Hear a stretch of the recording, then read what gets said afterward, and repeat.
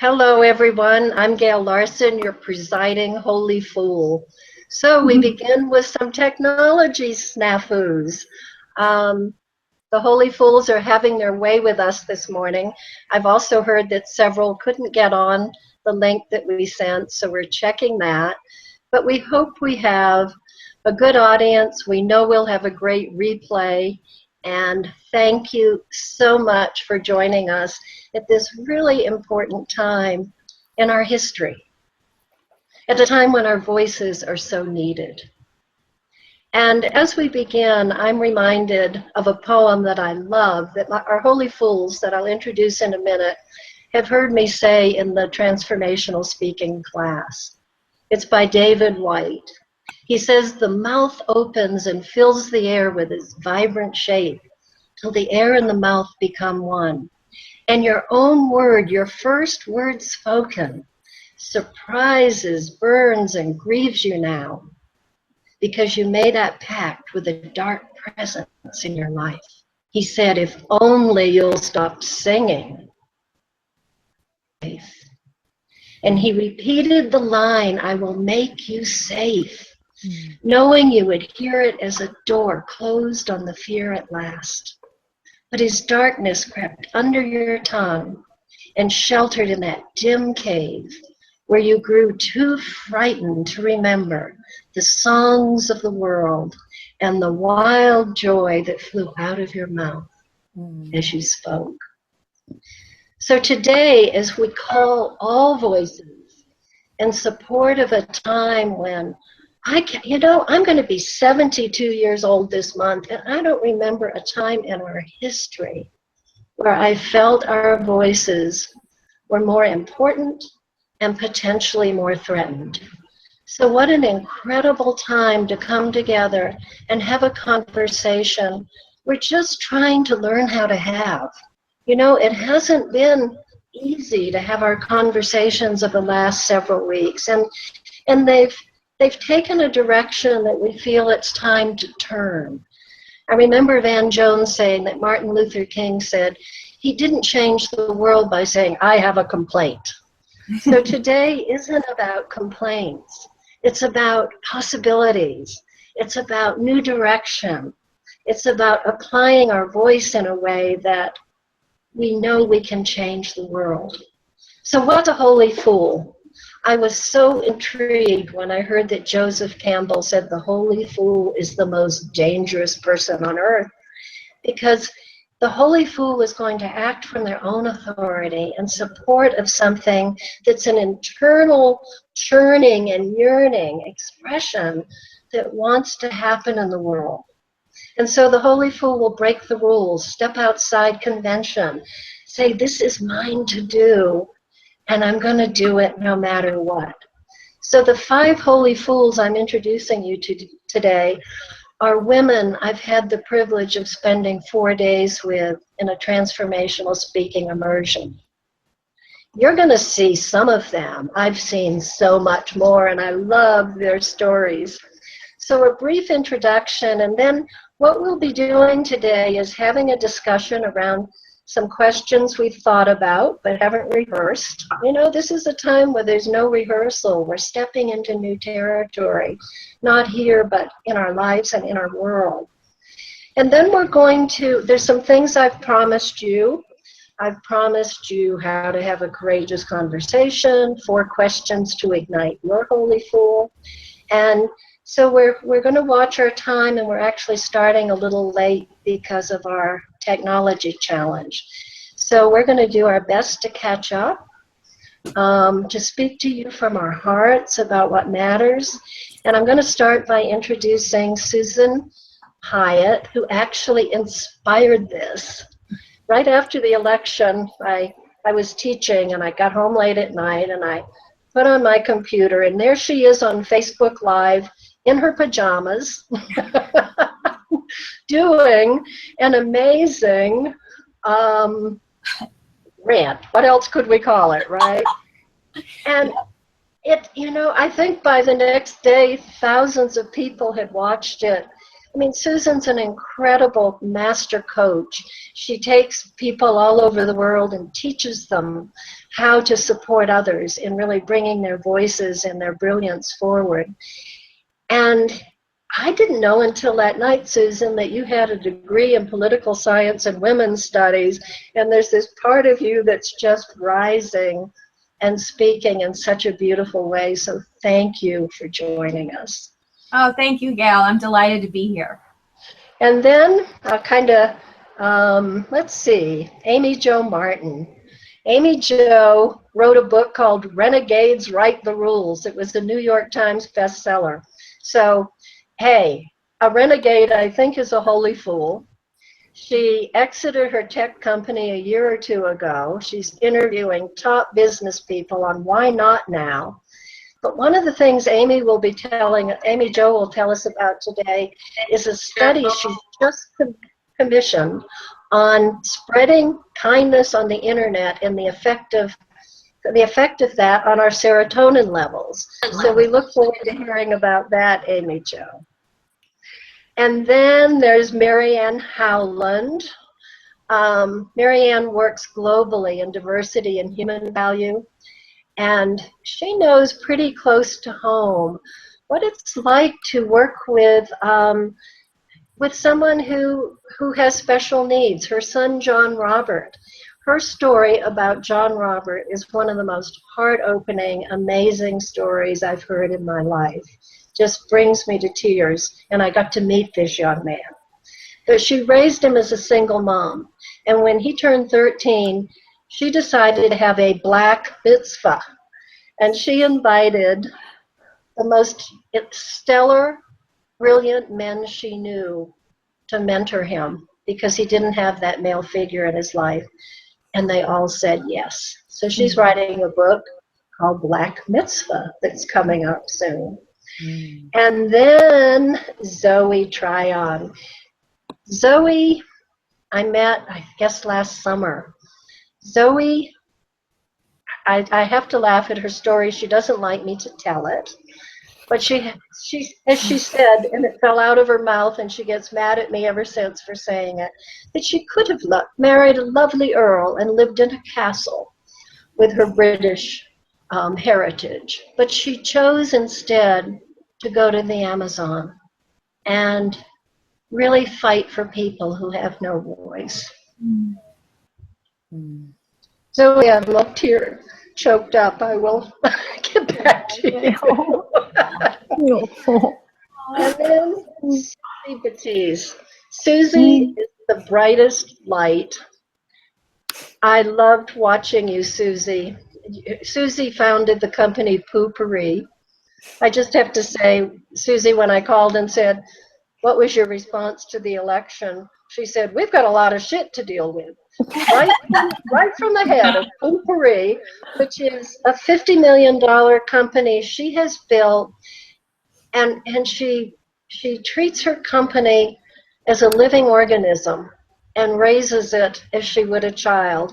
And to watch the way she has built this business and to hear her stories just makes my heart sing. And so I put her on the call. You can learn more by looking at the page, by describing her as a fierce mama for what you love. So Suzy, I want to start with you and ask, what is calling for your love right now? And how is the Holy Fool in you responding? Oh, great question, Gail. Thank you so much. I was on a call this morning with my daughter. She's 22. And she lost her mentor that's been with her for 8 years of her life. That's a third of her life. And I was explaining to her this moment of fragility. And when we really get these wake-up calls and we brush up against, reality and go, oh, shit, like we really have stuff to do. Life isn't forever. And I was reminded today about that for this call. And I thought, that's what happened during these times for me, as I said, wow, we're in some deep shit here. And what have I been doing? Now's the time for me to pull all those tools. I've been on a personal growth little stint here for about 2 decades, 20 years. And it's like, what am I really doing? And it's like, oh, now's the time to stand up. Now's the time to really do something. and to speak that voice. So all the training I've had, it's like, okay, game up, let's go. Let's move. And that's what I'm interested in myself. And that's why when you asked me to join the call, I'm like, yes, actually, hell yes, I'll be there. What can I do now? I don't know what I'm going to say, but what I do know is my specialty is transforming shit. So let's start transforming. It is a very fertile time, Suzy. Very fertile. So let's get started. So who else? What's calling for your love, and how is the holy fool in you responding? Amy Jo? Sure. Thank you so much for this forum, Gail. This is wonderful. My lens is a little more through the virtual world because that's where I spend a lot of my time, and that's where my focus is. And so what's calling is the possibility of using the virtual world, social media, our online environment to accelerate the process of change and accelerate the process of understanding each other. And we know that we aren't necessarily bound by geographic barriers online, yet we have these walls. And I've personally felt them so much in the last year or so, and done a lot of research on these barriers that we've set up. And one of the ways I like to tackle things is by understanding, why are we behaving a certain way online? Why is there such animosity and hatred and tension? And back to these bubbles that we're living in online, these walls that we've put up and echo chambers, if you will. And so what I'm really drawn to right now is to researching and understanding how we can break those down. And it's not about fluffy kindness per se, it's more about understanding the science of our interactions. And for example, serotonin. So with serotonin, if you do something nice to me, and so do I as the recipient, but so does everyone else who witnesses the act. So when we think about this concept in the virtual world, the potential for infinite witnessers is there. So we can kind of accelerate and speed up this process of spreading empathy and kindness and listening a little bit louder. So I like to look at, the kind of behavior behind why we're doing what we're doing and how that impacts the physical world and what we say and what we do. And so I think there's a lot of positive disruption that can happen very quickly by using social media. And it starts with really listening louder. As you say it, Amy Jo, I'm just so aware of, we are listening in on a lot of conversations. It's just become who we are with Facebook, for example, and all that transpires. When one person puts their voice forward, other people respond. And it is when we can do that in a way that uplifts us. I think one of the things I'm looking at these days is, common ground can be a little elusive, but higher ground isn't, and you're really speaking to that. So Zoe, tell us, where are you applying, what's calling you right now? Where are you applying your love, and how's your holy fool responding? Well, thank you so much, Gail, for having me on this call. It's just been really wonderful to be a part of it, even just thus far. For me, definitely the thing that calls me the most is nature, is the natural world. And now more than ever, we've seen what's going on in Standing Rock. It's been seen sort of around the world now. We've seen what I've been seeing in my work for many years, the indigenous peoples, the custodians of the earth, standing up and protecting. And I think, in your question, you said, what is calling for your love? And I think that's really important. It's what are you for rather than what we're against right now. And, and I think that was so clear at Standing Rock. They're water protectors. They're fighting for life. They're fighting for the future. They don't want to be called protesters. And, for the last many years, I've been nature is what's called me, and the rights of indigenous peoples, and the injustice that our culture visits upon many others. And I also think, I've learned recently over the last 10 years, I was so passionate about this and I threw myself into it so greatly. And I've also been on a sort of a personal growth journey for the last 20 years. And I threw myself into protecting the Amazon. That's what called me. But I think I did a little bit too much, and I ended up crippling myself a couple of years ago and ended up stuck in bed, which was very challenging for someone who's sort of a get out there with your machete and charge through the jungle kind of girl. And so for, the holy fool in me is I've got to switch that. I've got to really look at how I can best be of service, and I think for all of us as well, like, I think I took on the patriarchal paradigm a bit, that, the masculine warrior, the tough chick, that doesn't matter that my discs have slipped, but I'm going to carry this big thing into the jungle. And I think now for me, it's learning about, feminine strength and the feminine warrior, and what is that, and what is the heroine's journey for each one of us, that we can, serve in the best way possible while protecting us by caring for ourselves and nourishing ourselves. That's a challenge for me. Yeah, because when I met you last year, Zoe, you were in so much pain, and I know so much about the back is about support, and choosing the path you've had, which isn't so visible when you take small groups to the Amazon and so forth, to have the support. One of the things you said when we talked that I really want to be sure is voiced on this call is, we want to move beyond giving money to causes, to bringing, that isn't enough, obviously. Things would have changed more. Bringing our voices, bringing our love, but not to minimize the importance with so many people struggling financially to follow their hearts, that we find those people where we have a similar call and send our support. So I think that's a big part of what we need to recognize.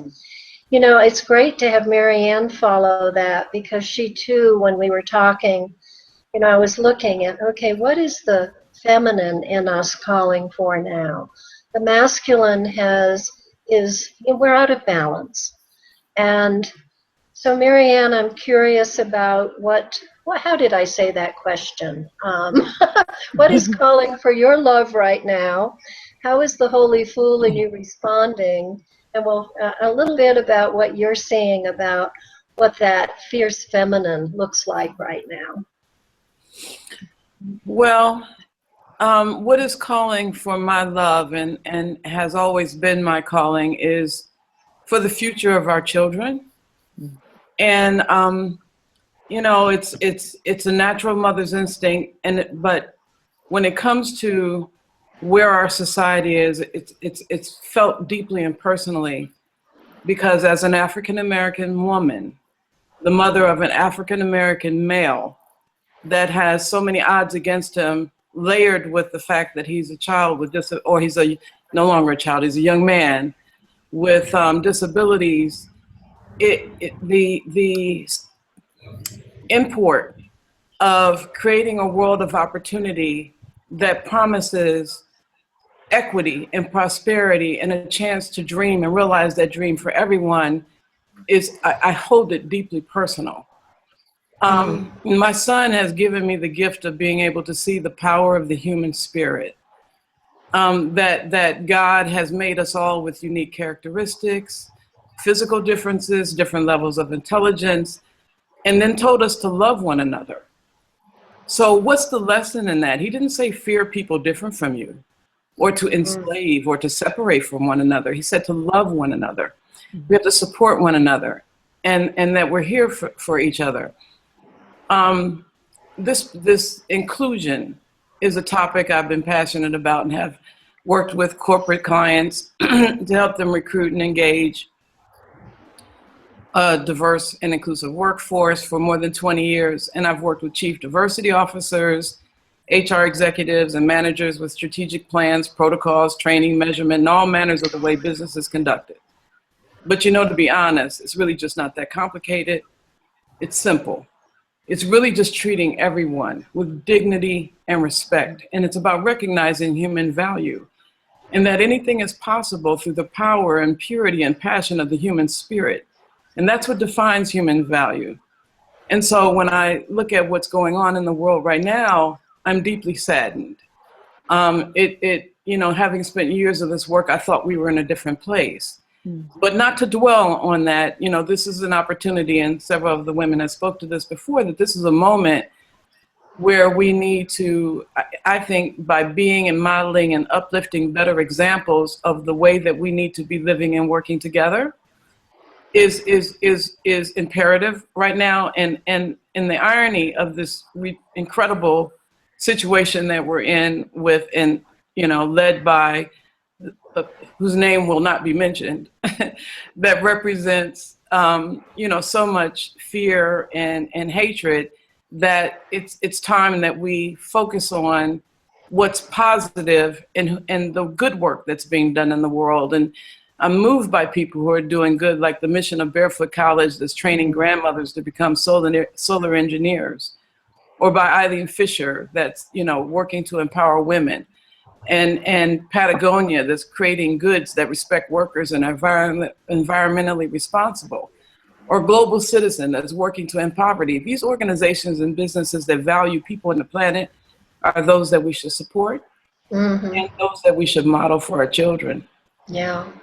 That takes me to Susan, because I know, Susan is really right now talking about political activism on a more personal, individual level, where you've talked about the organizations.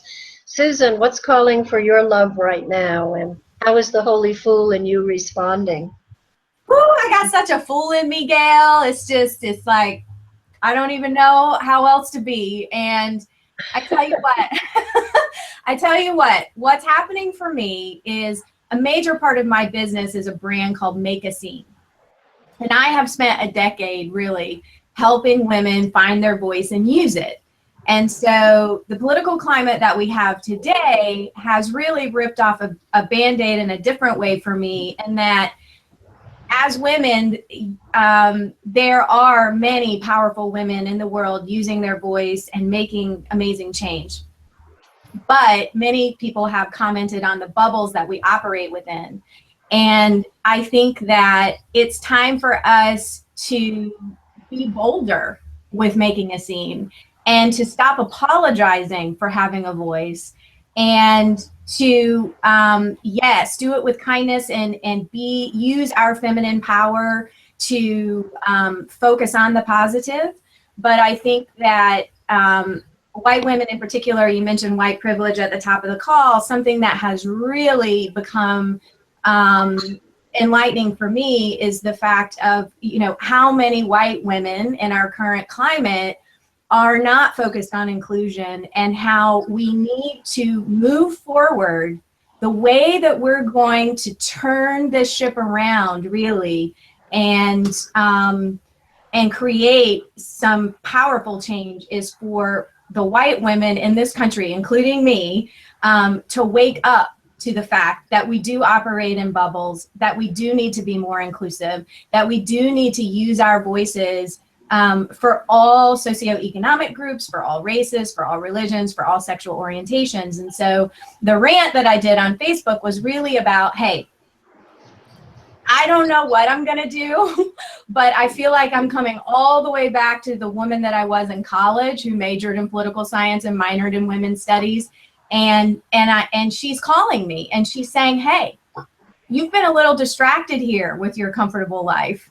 And yes, you've made a lot of progress and you've done a lot of nice things, but now it's really time for the gloves to come off and for you to get involved at a grassroots level. And so that's what I'm really challenging people to do. If you're not satisfied with what's happening, then we're going to have to stop relying on other people to make this change. And we're going to have to get involved, and it's going to be uncomfortable, but that's the best thing to be right now, is uncomfortable, because that's what's going to create change. Yeah, thank you.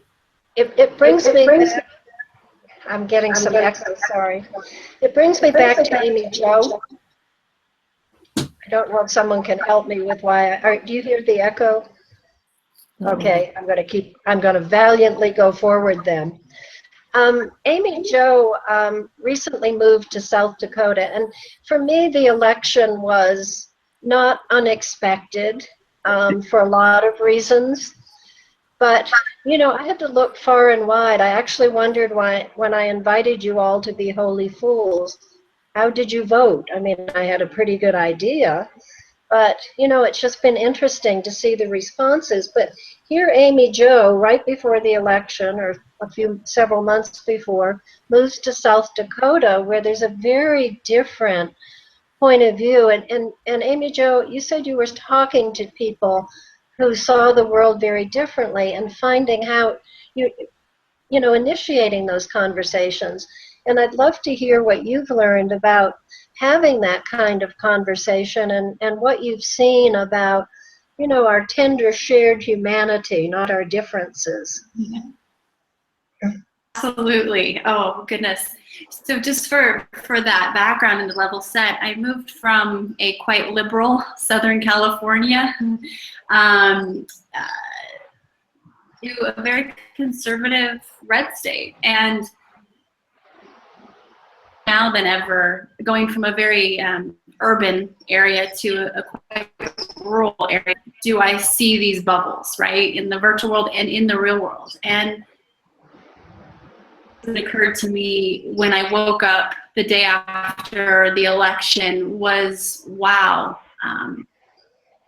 self-awareness can be pretty sobering. You know, we have 50% of this country who feels one way and 50% who feels pretty differently the other way. And it was quite sobering to me. More people were like me, right? And I was surprised to see this divide. And it happened the next day was I was driving to the airport. My dad was taking my husband and I to the airport because he's quite conservative, and I had this very raw but I call it healthy tension conversation. So you can have a conversation with great as long as there's respect, that's the foundation. I always believe that we will come out. We have those conversations, and we talked about the election. We talked about our differences very carefully, and I understood what my dad was saying, even though we voted differently. We were the same family, you know. He has been hesitant to even bring up his opinions. To think that female leadership, and we had to have these conversations. And so the more I have these face-to-face conversations with people, especially locally, the more I realize we're actually not that far apart. Delta that is between maybe the feelings one way or the other. It's not black and white, and those conversations have to take place, and they're uncomfortable, and they're very uncomfortable. But the best thing we can do is to get comfortable, uncomfortable, and I call them innovation allergies. You know, as we're growing, it's different. We don't want to hear different opinions, and we all suffer from them. But I'll just kind of loosely wrap it up there. It's been quite a view of the echo chambers and the bubbles over this last 6 months for me. Mm-hmm. And it's been opening. It reminds me, Suzy, you talked about what your son said, and I'd like to come back to that because it was really profound in terms of his vote and what he was hoping to accomplish. Would you like to share that? Yeah, thank you, Gail. I remember right before the election, I was talking with my older son. He's a really beautiful, passionate young man. He's 29 years old, lives in Austin, liberal. And he says, Mom, I'm voting for Trump.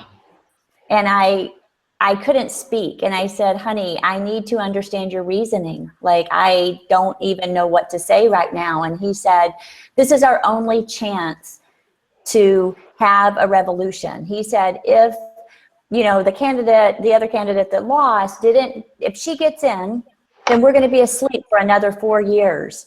And this is our opportunity. This is the time when it's all possibly, very possibly going to go to crap, but then we can actually stand up and actually create change.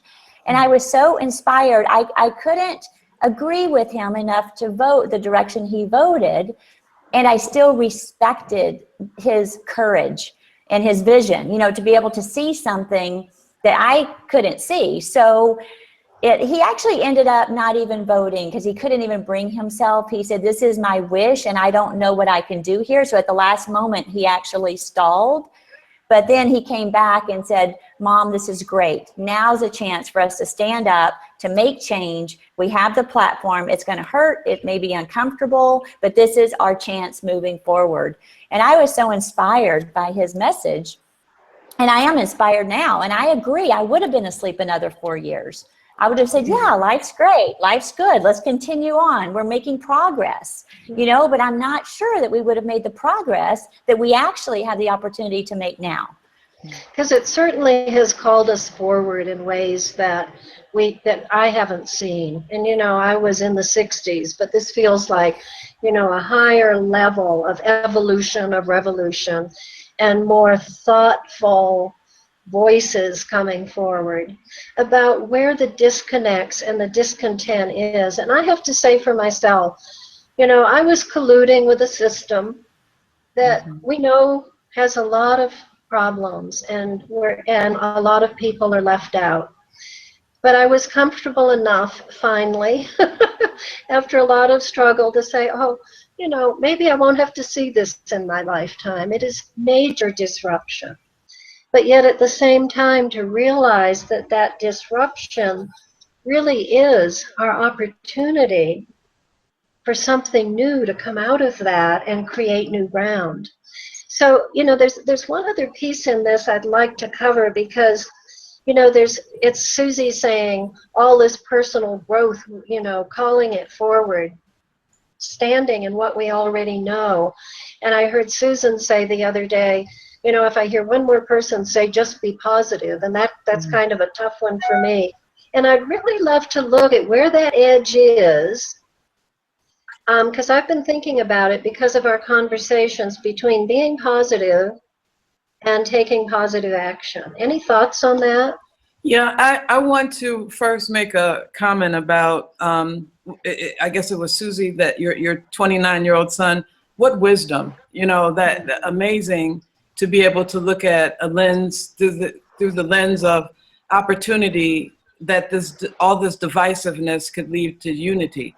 That's so beautiful. And I was on my way to getting to that as well. I'm looking at what has happened and sort of the what I call the bigot spigot has been opened and it's gushing.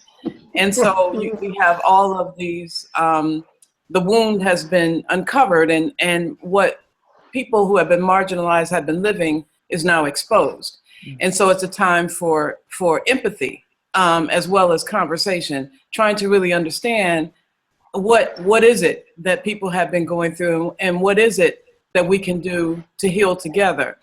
And so one of the outcomes out of my experience on Facebook, which has been very active, is one of a friend, a business colleague in our community. I live in Nashville, which is in the midst of a red state. So, you know, we do have lots of crossover. We're kind of purple. But so a friend of mine, this business colleague, responded to a post and said that this is a white male who said he was offended by something that I said. And rather than him ranting at me or yelling at me in all caps in a Facebook post, he invited me to lunch. And I was totally blown away and excited about that opportunity. And we did have lunch.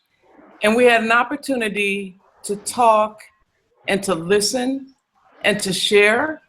And there were a few things that he said to me that he said that he had never thought about because he had never walked in the shoes of someone who was a person of color. And therefore he recognized that he really truly could not understand what that experience might be like, but that he would begin to look at things differently after sitting and listening through a lunch conversation. And then there are other takeaways, and then I wrote about it on Facebook. I posted, what had happened, the outcome, and it was by far, of all the posts I've ever given, got the highest number of views and reposts and comments around people who celebrated what we had done, and we have committed that we're going to continue to have that conversation. So for me, it was such a breakthrough to be able to sit across from a white male who I didn't know that well, and to be able to come to some sort of understanding that yielded such a positive result. So more of that is it's a big action, and part of the conversation we need to have. What's your story about why these issues matter? What has been your experience that causes you to see the world in this way? To have more of those conversations. And I want to go to this thing though, because I feel like we have very strong voices here in our panel with our holy fools. I know Suzy Batiz. When she said I didn't even watch the news, and I know Suzy's capacity to say no to anything that doesn't build her personal energy. And then, Susan saying being positive isn't enough, and I think they're very aligned, but they have a bit of difference. And I'd love to get into that conversation about how you're holding it right now, because we don't want to be in a new age, it's all going to work out. There's some work to do here. So Suzy and Susan, what are you thinking about that? What's your sense? Yeah, I'd love to speak to that, Gail. I think I shared with you many years ago, I built my business during some of the toughest economic times. And, people were telling me, you got to watch it. Things are going to hell. Even my husband would say, look, these businesses are closing. You need to be careful. And I would just look at reality and I would say, the reality is I'm abundant. I see what's happening and I see out there, but the reality is I am abundant. And that's what I kept coming back to. And I kept sharing my abundance and flowing that abundance throughout my life, my business, and my world. And, as you know, I built a business without any loans. And, so it actually worked. And that's what I'm looking at now. And it's not denial. It's like I see where you're going and I understand the impact. And yet I look around and I say, I'm a loving, kind being. And how can I just express that more out into the world? And I believe that if whenever I get caught up in the fear, then I become distorted. I'm looking through a different lens, and then everything becomes an enemy. I think it was Socrates or one of the philosophers said, when I'm scared, everything is an enemy. Everybody's an enemy.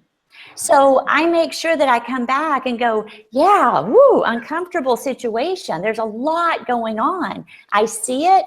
And the reality is I'm surrounded by a lot of love, a lot of loving people. So how can I magnify that love and, just make that love go out bigger rather than sitting at home all crumpled in fear?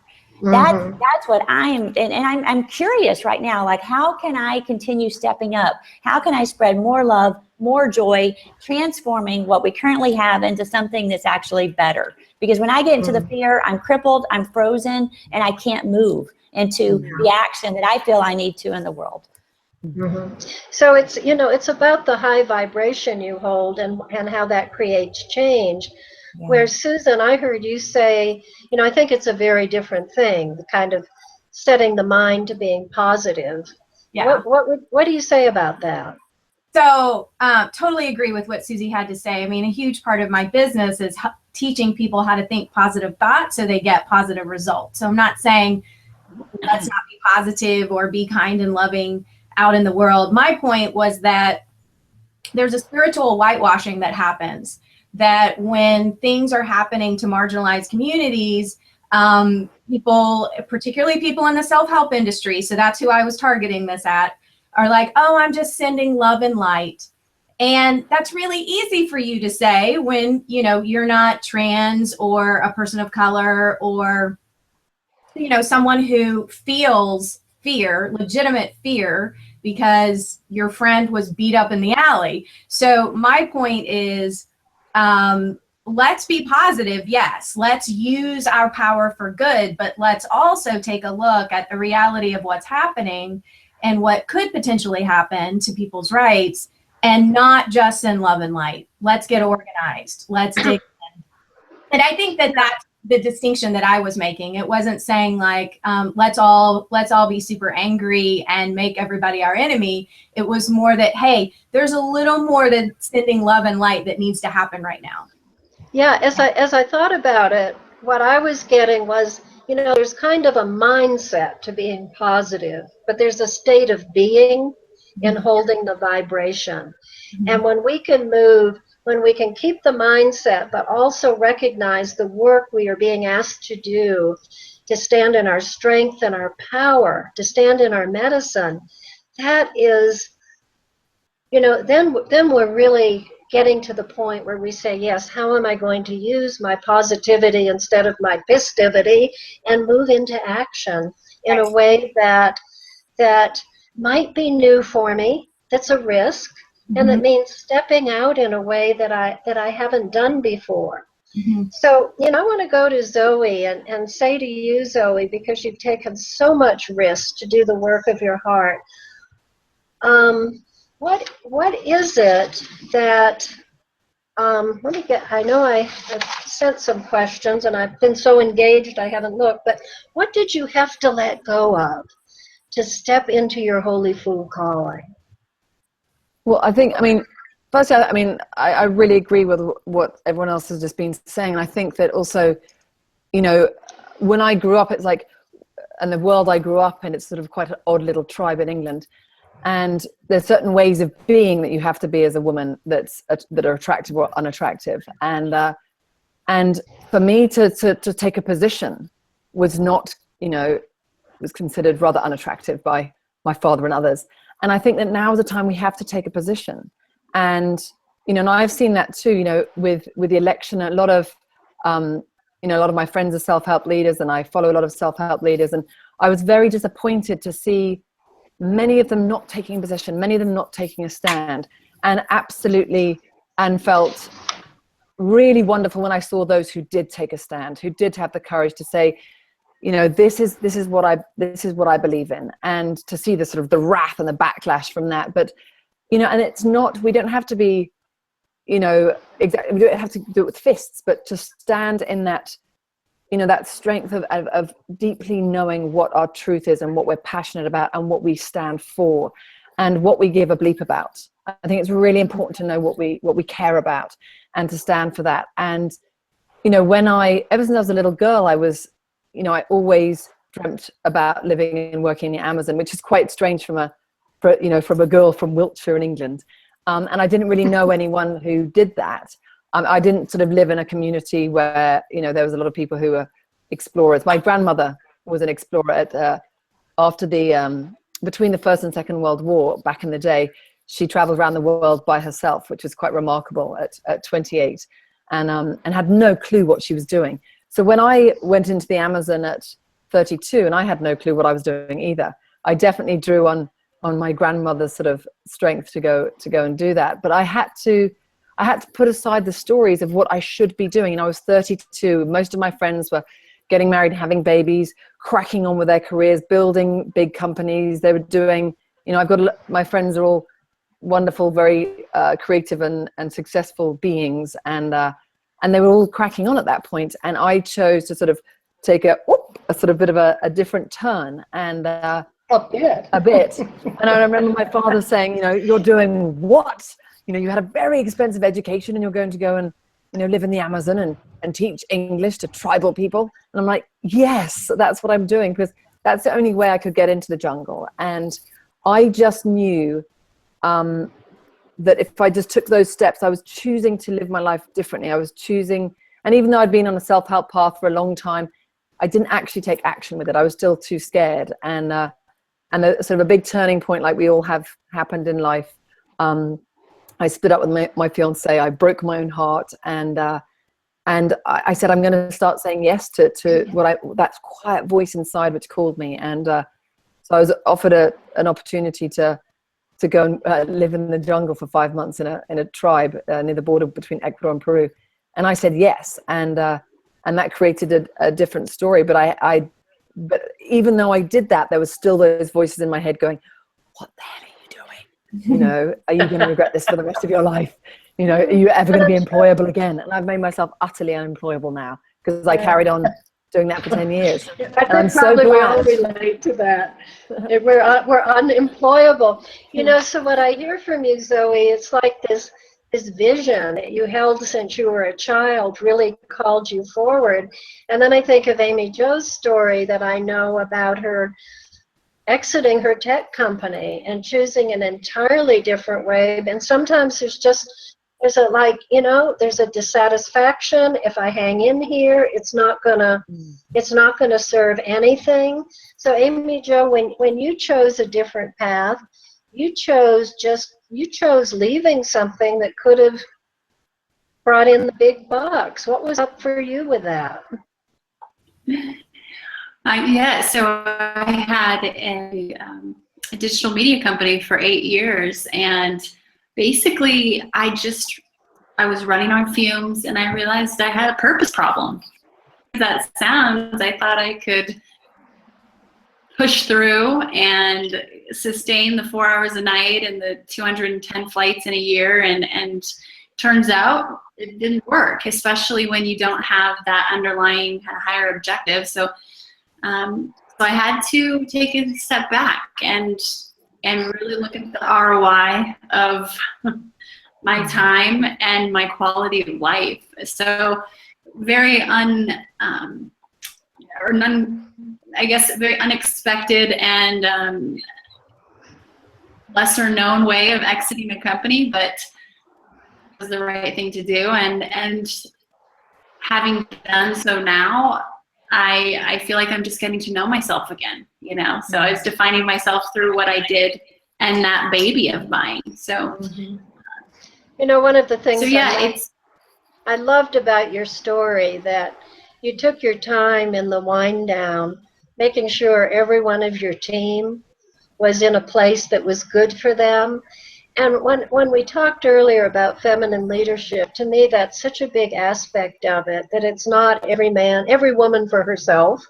It's like, this is family, and how do we care for each other in a time of really big transition. And so that was something that spoke so strongly to me from your own Holy Fool journey. I'm going to check in on time because we started late, and I'd really like another 10 minutes or so, but I need to check in with our Holy Fools to see who can stay with us here. Can you all give it another 10 minutes? Okay, yes. Okay, Sorry, fabulous. Sorry, I have to leave right on time. Sorry, I have another call. Yeah, I thought you did. So what I'm going to ask you, Susan, and I'll come back to the others on this, and, you know, thank you for making the space to be with us. But, you know, I think what I'd like to do is any thoughts you have you'd like to leave us with, including what is the new story you see as possible based on the challenges we're facing right now? Well, I see a beautiful new story emerging. There's a great website, sheshouldrun.com, where you can donate for female political campaigns. You can nominate people to run. I really see what's happening and emerging is a lot of super smart and talented women who are dissatisfied with what has happened in this election, who are now saying, hey, it's probably up to me. I can't just wait anymore. And so I want to challenge people watching, if you have even the slightest bit of interest, check it out. Nominate someone that you love to run, donate to female run campaigns. And I think that that's, you know, I'm talking with a lot of local people here about possible third-party opportunities. I think what we're going to see is perhaps a new party emerge out of this. So it's really an exciting time. So Yeah, thank you. I want to take action in any way that they can in support of the future that we all know that this country and this world deserves. So thank you for Thank having you. Yeah, thank you for being with us and for inspiring this to begin with. Great love to you, Susan. love to you and everybody on this panel. Thank you guys. Thank you. Bye-bye. So back to, you know, this holy fool calling. What sustains you when there's no clear evidence that this thing's going to work? Suzy, you've done that with your company. Zoe, you've done it in going to the Amazon. What are your thoughts there about, you know, what keeps you going?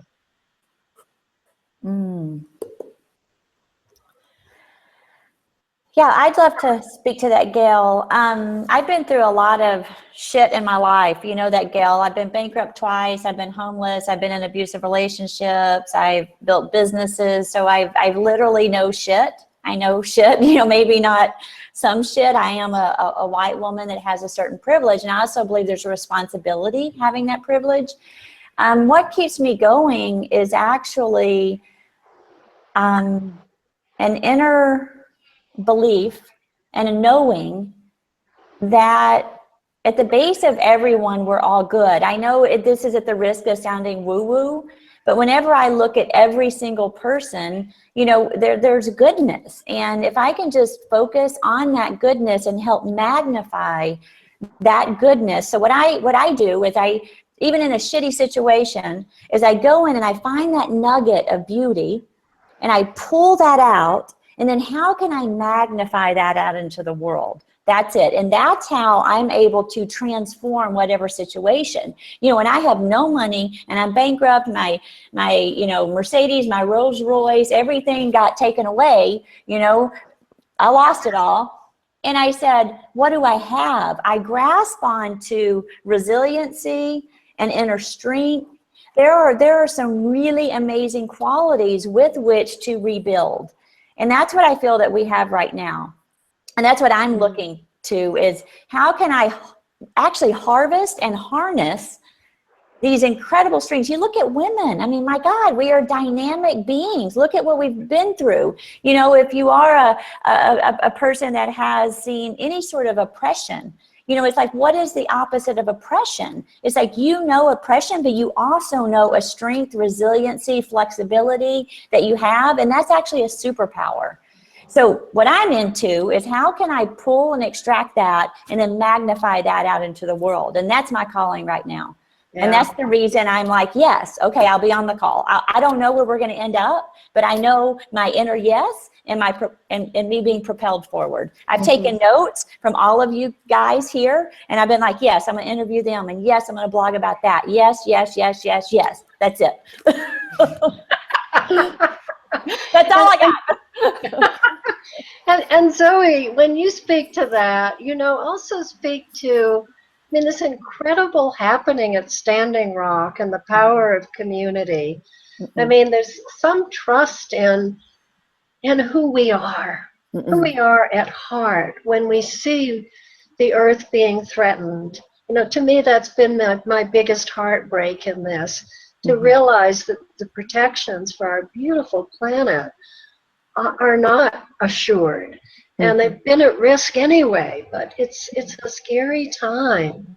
So what sustains you in this great love that puts you forward when I know many times the support isn't there? Well, I mean, yeah, it's like, you know, in the question it was like, well, you know, if you know if you're not sure that what you're working on might work, and often I feel that what I'm working on, what I'm, you know, standing for is not going to work. You know, I was very lucky to work quite a bit on the Chevron case in the Northern Ecuadorian Amazon. I don't know if you guys know about that, but it was one of the biggest environmental lawsuits of all time. An area the size of Rhode Island was contaminated by Texaco that became Chevron. And this was all indigenous lands. And, 20,000 indigenous plaintiffs got together in a class action lawsuit against, one of the biggest oil companies in the world. And, and when I first went there, my heart, I mean, even now I get emotional about it. I'd lived for 5 months in the pristine primary rainforest with the Atwa Nation who, live as their ancestors have done for time immemorial. They get everything they need from the jungle. And it's a hard life, but it's a beautiful life. And community is strong, and respect and understanding of the dynamics of nature and humans all being intertwined is the way they live their lives. And they're also a dream culture. So they kept saying to me, you need to go back to your world and awaken the people in the north. You're living in a dream. And they live their life according to visions and dreams, and they have dream ceremonies every morning. They drink tea and they discuss their dreams to work out what they're doing for the day. And I left there and I went and I visited the Chevron site, and just seeing other indigenous peoples whose everything had been destroyed. They couldn't drink from the rivers. Their medicinal plants had been destroyed. Many of their women had been raped. The shamans had been killed, and it broke my heart. And I knew then that I was going to be dedicated to standing with them in whatever way I could for as long as it took. And that lawsuit went on for 18 years, and they won. And Chevron is still choosing not to pay up. And what gives me hope is I believe that, if we make a commitment, when we stand with each other, good will flourish in the end. And I believe that there's no choice. I made a commitment to these people. And when I see the resilience and the courage, particularly in indigenous women who have, one of my friends has 12 children. Her husband died as a result of a brain injury, head injury, being attacked by the Ecuadorian military. And I saw her on the stand in the Inter-American Court of Human Rights breastfeeding her child, David, who was born after her husband died. And she's now organized the first march of Ecuadorian indigenous women against oil invasions into their ancestral territories. And she's got 12 children, and 12 children in the jungle it's tough. And so it's those women who keep going, and they don't have the resources that we have. And that's what gives me hope, and that's what keeps me going. And I feel so honored to be able to work with the indigenous people who remind me daily of our connection with the earth, and that there is no connection, but there's no disconnection between us and nature. And so that does give me hope. Every now and again I get very overwhelmed, and then I just Skype with one of them, and it re-inspires me again. I want to go to, because of time, we could, I know we could continue for a very long time here, but I promised our listeners 4 questions to really get into how you're being called to serve, how your holy fool might want to show up. Calling all voices questions. One is, what delights you and brings you alive? And I think you can see from everyone here today, we're delighted, we're alive, we're connected to how we've chosen to serve in the world. And so we don't really feel, I think, our businesses is separate from us. It's like, no one, you said we're not hireable, but we're doing what we've been called to do. The second one is, what breaks your heart? And when we look at where we cannot bear to look, that's probably where our deepest calling is. It's hard work. Talk about discomfort. But when that's such a clue to where we put our energy, because, we can't do it all. But when I first started putting out this call, it was like, we're all a strand in this web of life. And if I know Amy Jo is tending to hers, and MaryAnne is tending to hers, and Suzy and Zoe, that each one of us is answering our own call, we can mend what's feeling so fragmented, and is so fragmented right now, and that deep call from our heart. Then the third question is, what does healing look like? What do we want to see the world look like? What's the new story we hold in our hearts? Because when we get in touch with that, then we can say, what's the one life-affirming action I will take consistently with love, so that new story can really flourish on our beautiful planet? So I'll send you those questions, those of you who are watching, to really reflect on them, because what it does is allow us to live into our medicine. There's an indigenous teaching actually called original medicine, and it has two parts. It says we have gifts and talents nowhere else duplicated, that we come to this earth as originals.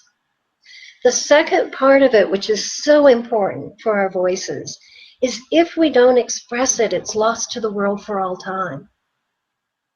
This is what we're here to do. And what I've noticed for myself over the last few weeks and being called to call us together to have this conversation is, I thought, I don't know how to do this. But Picasso said he always did what he didn't know how to do so we could learn how. And that's what we're being asked to do right now. And when we're operating, I started feeling better as soon as I got engaged in this, because my medicine is about creating community and inspiration and coming together. And I realized that if we're not expressing our medicine, we get sick. There's all this stuff out there about what's my purpose. I am so clear that expressing our medicine is our purpose. And when we are in touch with what that is, then we know how to bring our voices forward right now in support of what we love. I'll be sending to all of you a follow-up on this. I'm so excited that we have a standalone module for original medicine that you can do online. And I'll be sending you an offer on that I'm thrilled about, along with our online academy. But in going back to our panel on this and those 4 questions, what is the one life-affirming action you're taking, and what new story do you see as possible? Or you might say, what's the new story and what's the life-affirming action you're taking in support of that? Is there someone who'd like to speak to that?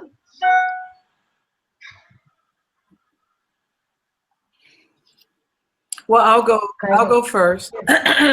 So my first action, or my actions, are to be positive, and to stay positive means, 1, living my values for peace of mind, sharing my values to spread the love, and then shopping my values to change the economy from one of greed to prosperity. And I really want to emphasize the power of the purse. Women, the statistics are, women do 70% of the consumer spend in our society and around the world. There's a lot of power in that. And so if we stop to really think about where we spend our money, that will shift and has the power of transformation in our world. If we start shopping our values and spending money where we are in support of the businesses that respect humanity, businesses that respect the earth, if those companies would begin to grow and become the richer part of the economy that thrives on prosperity for all and thrives on a healthy environment, there's a lot of power in that. And that's something that everybody can do every single day, every time they go out to, during the Christmas holidays and do Christmas shopping. And I wanted to leave that thought because it's so practical. It's easy, just takes a little time, that the power of the purse is a lot of power, has power to change things. So I live that every day. Great. I'm going to ask the rest of you and to try to keep it kind of contained because of time. I'd love to speak, Gail. One of my favorite quotes is by Buckminster Fuller. He says, "You never change things by fighting the existing reality. To change something, build a new model that makes the existing model obsolete." And what I love about that, I was sitting next to a woman on the plane, and she was telling me, I was telling about women's workshops that I'm holding, and she said, well, I work in an organization with, all these men, they don't respect me, they don't whatever, we have 2 women, and I said, why don't you start your own company? And she said, what are you talking about? I said, why are you in trying to fight that system? Pull away, start your own company, have women, have like-minded people. So my belief is yes, I can go and try to fight what's going on, or I can start gathering like-minded people and build synergy there. I can create a new model. And I believe if we all create these pods of new models, that will give us more momentum. You know, gather together, create this. So that's my solution. Yeah, and I would really recommend that everyone, if you haven't, read Power versus Force, because it really is about our energetic vibration and how that changes the world. And it is about singing to the choir. It's about being together and with our kindred spirits so that we stay uplifted, and from there things change. Yes. Someone else, new story. What are you doing? I'm happy to go next. So as we look around, it's almost 2017, and we're in the middle of the largest social experiment ever known. And that's in large part due to social media and technology advancements at the clip that they are going so fast. And in a way, the tail is wagging the dog a bit at times, where we have to really take a step back and realize that the future of technology is the future of humanity, whether we like it or not. And we are being shaped day by day by where this is headed. So to own our voices, to be in the driver's seat is so critical. And we have the ability to mold what the future looks like, or it can mold us. So I'm just extremely passionate about helping other people find their voice and using that voice, especially as it relates to the medium and the vehicle of technology. Mm-hmm. Thank you. And Zoe? Sorry, I was on mute. I mean, one of the things that I do, because I'm passionate about nature and nature rights and indigenous rights, you know, one simple thing that I can do every day is to get out into nature and connect with nature every single day, whether I'm in a park, in a city, or whether I'm out here in the woods where I live. And just sort of really sort of ground and get out of the fear space and become part of, you know, the whole. And, you know, what I'm passionate about is having rights for nature included in all constitutions. You know, the Ecuadorian constitution included it. It was the first in the world. And I was down there when that was going on. And, you know, and I think that, you know, now is an exciting time, as Paul Hawkins said, it's, you know, we need to stay in a state of blessed unrest. And, you know, and I think it's a really, really important time, like I said before, for us to find out what we stand for, what we're passionate about, and go find that. And if we can't get to it physically ourselves, then, you know, as MaryAnne said, use our money to do so. Like our dollars, our pounds, our euros, whatever we have, can go towards their energy. They can go towards doing work that we can't physically do.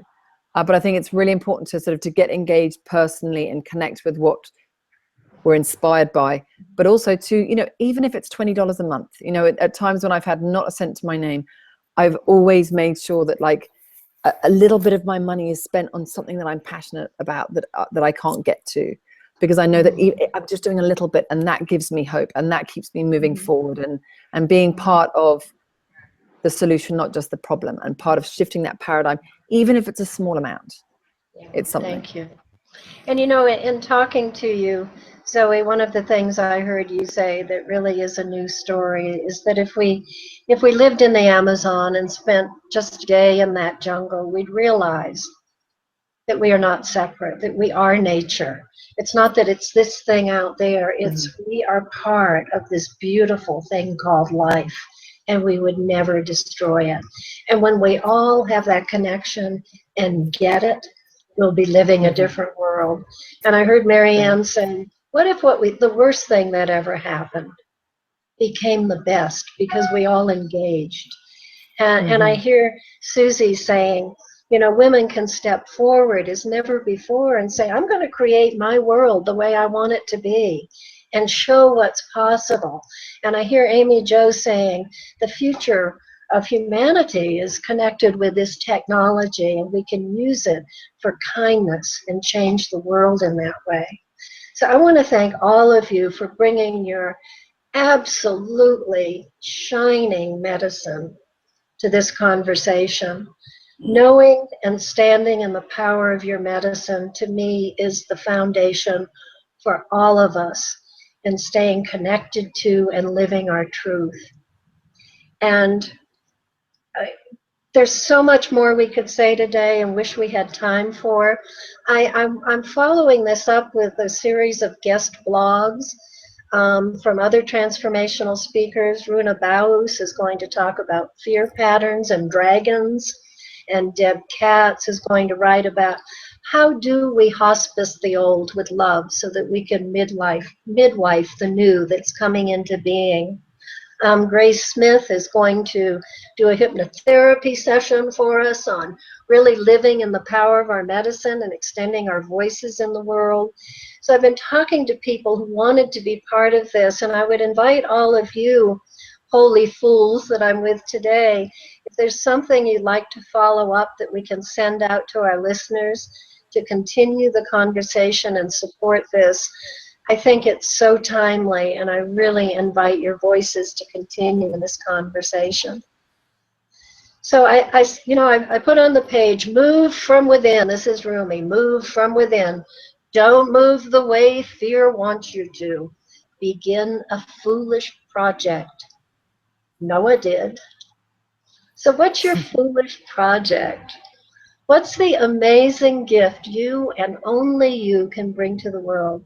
Do not let the darkness creep under your tongue so that you forget the songs of the world and the wild joy that can flow out of your mouth as you speak.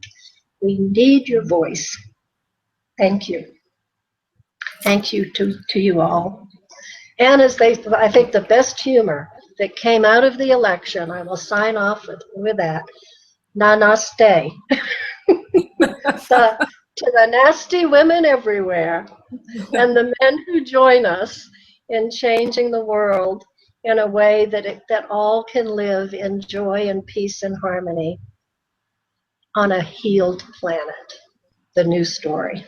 Great blessings, everyone. I love you. Thank you. Thank you.